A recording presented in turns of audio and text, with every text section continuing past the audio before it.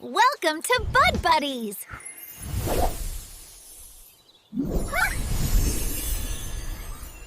ஓநாயும் 4 ஆட்டுக்குட்டிகளும் ஒரு காட்டில் ஒரு ஆடு தனது 4 குட்டிகளுடன் வாழ்ந்து வந்தது. அது தனது குட்டிகளை மிகவும் நேசித்தது. ஒரு நாள் அது தனது குட்டிகளுக்காக உணவு தேட வெளியே செல்ல தயாரானது.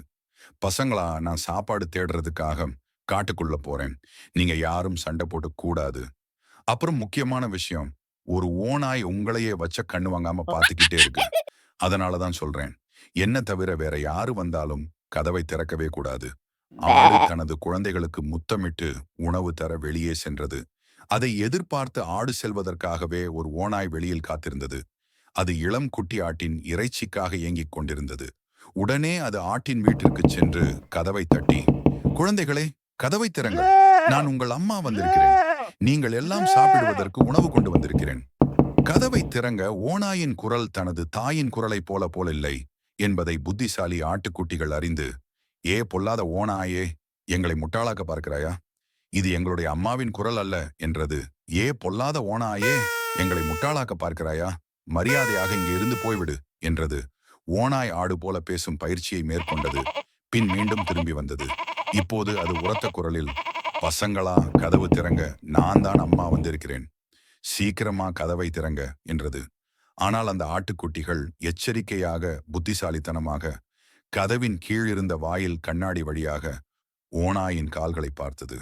ஓநாயின் கால்களை பார்த்துவிட்டு, இல்லை இல்லை, நாங்கள் கதவை திறக்க மாட்டோம். நீ எங்களுடைய அம்மா.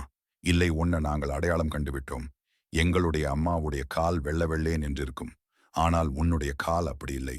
அதை கேட்டா ஓநாய் ஒரு கடைக்கு போய் தன் கால்களை வெள்ளை நிறமாக மாற்ற கேட்டது. கடைக்காரர் அதை விசித்திரமாக கேட்டார். ஆனால் ஓநாயிடம் அதை கேட்க கிடைக்காததற்கு பயம். ஆகவே மாவு எடுத்து ஓநாயின் காலில் தெளித்து வட்டார். ஓநாயின் கால்கள் வெள்ளையாக காட்சியளித்தனர். மீண்டும் மாட்டின் குடிசைக்கு திரும்பி வந்தது. கதவை தட்டியது. என் செல்லங்களா, நான் திரும்ப வந்துட்டேன். சீக்கிரமா கதவை திறங்கப்பா. குட்டிகள் மாய கண்ணாடி மூலம் பார்க்க கால்கள் வெள்ளை நிறமாக இருந்ததனால் கதவை திறந்தது. ஆனால் ஓநாய் உள்ளே வருவதை பார்த்த குட்டிகள் பயந்து ஓடின. சில படிக்கு அறைக்குள்ளும், சில சமையல் அறைக்குள்ளும், சில அங்கும் இங்கும் ஓடி மறைந்தன. அங்கு பெரிய கடிகாரத்துக்கு பின் மறைந்திருந்த ஒரு குட்டியை தவிர அனைத்து குட்டிகளையும் ஒன்னை சாப்பிட்டு விட்டது. சிறிது நேரம் கழித்து ஆடு தனது வீட்டுக்கு திரும்பிய போது வீட்டின் கதவு திறந்து கிடப்பதை பார்த்து, அடக்கடவுளே, தனது குழந்தைகள்தான் வாங்கி வரும் உணவுகளை சாப்பிட மிகவும் சந்தோஷமாக காத்திருக்கும் என்று நினைத்தது. ஆனால் ஆட்டினுடைய மகிழ்ச்சி விரைவிலேயே மறைந்தது.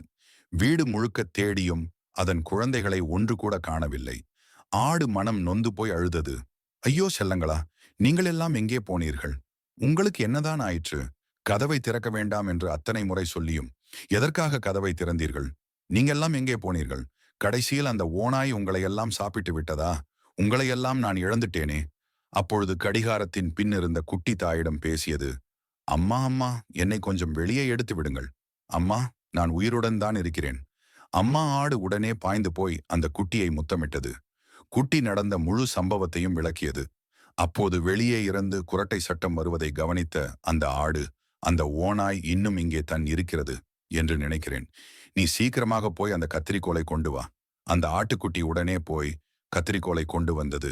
ஆடு உடனே தோட்டத்திற்கு போய் உறங்கிக் கொண்டிருக்கும் ஓநாயின் வயிற்றை வெட்டியது.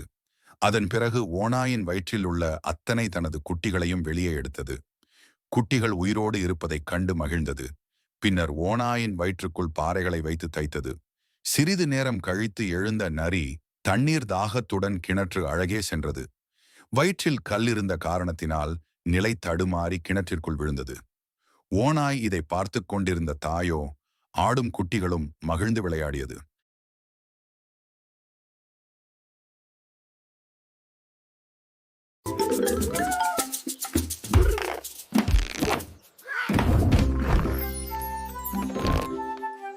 Click the bell, ding ding!